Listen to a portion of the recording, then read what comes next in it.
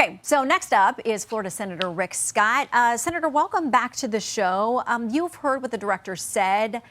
Your feelings now on hearing that the CBO is wrong on this, it actually is going to be good for the long-term health of the country. Are you convinced at this point?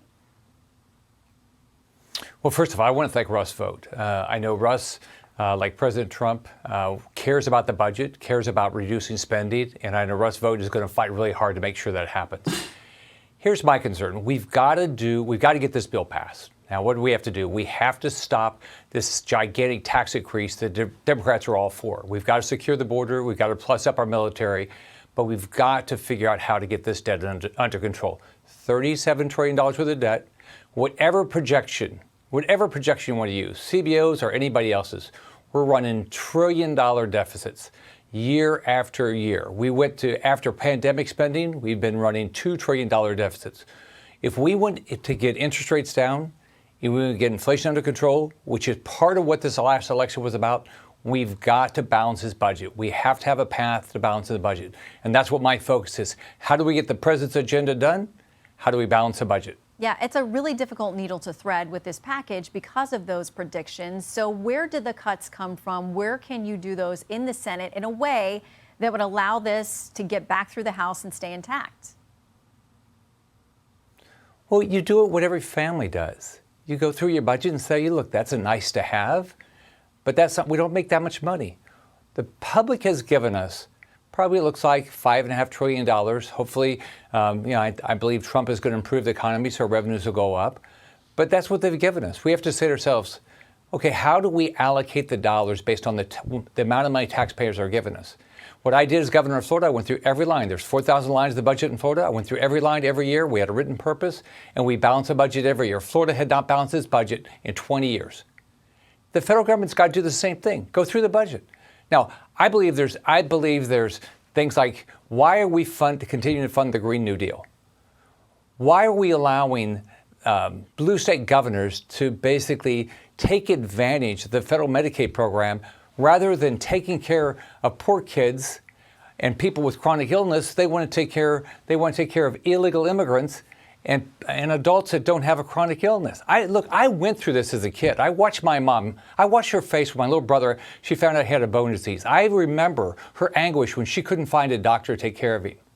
Right? That was before Medicaid. Now, today we have Medicaid.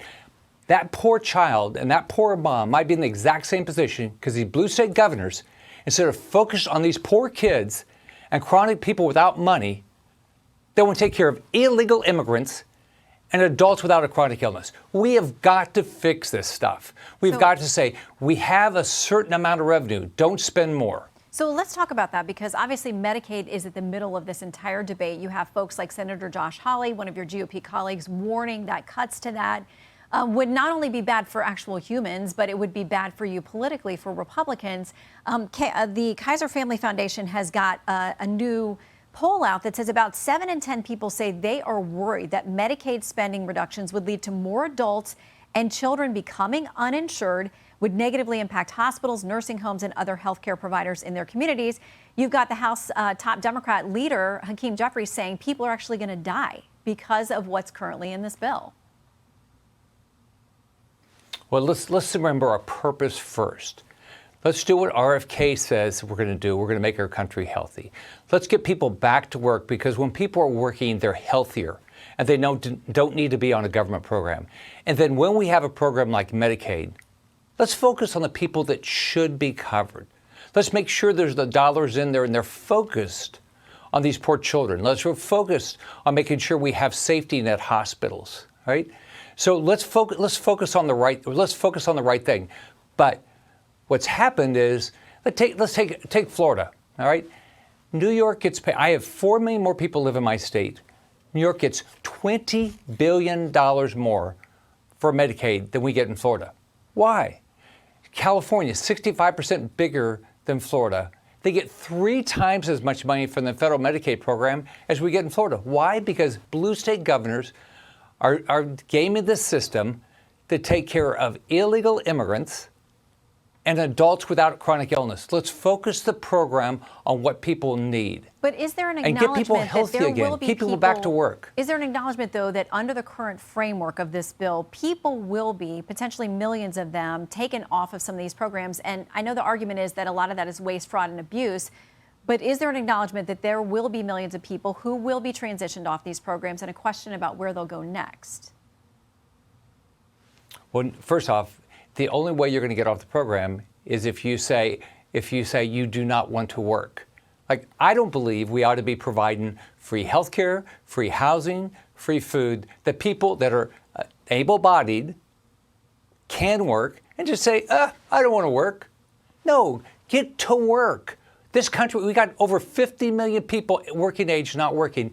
We've got to get this country back to work. But if you don't want to work... So you're not referring to people that are physically unable or are caretakers of those who are unable? No. I watched what my mom's face was like when she found out my brother had a bone disease. I want these kids to get health care. I want people with chronic illness to get health care. But I don't want people gaming the system. I mean, this is simple. First off, we have $37 trillion worth of debt. We're running $2 trillion a year deficits, right? We've got to get people back to work. We got to get people healthy. We got to get these programs focused on the vulnerable people we want to take care of. It's not that hard. Senator, families do it every day. Yeah, we all have to make really difficult decisions, and we can't print money at home, although at times it may feel like we need to or want to. Really quickly before you go, this issue of SALT, which is the increasing that deduction that people in high state taxes or high states with high taxes, that they can deduct from their state and local taxes. The House said they had to have it to get passed. It seems like the Senate is much less interested in it. And there's one estimate out there that says it could save $981 billion over 10 years if you don't extend or expand that deduction. Do you think it survives in the Senate?